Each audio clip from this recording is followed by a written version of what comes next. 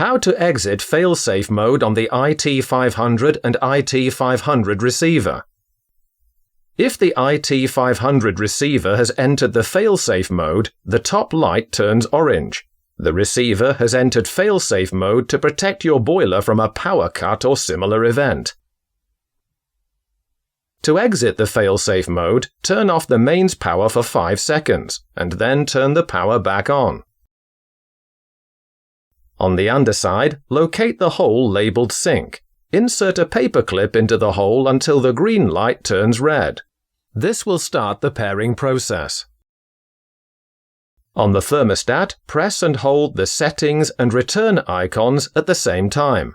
If you are connected to the internet, the Wi-Fi and globe icons will be displayed.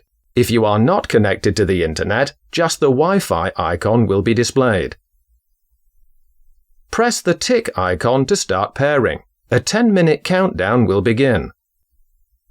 On the receiver, the red light flashes green and then changes to solid green.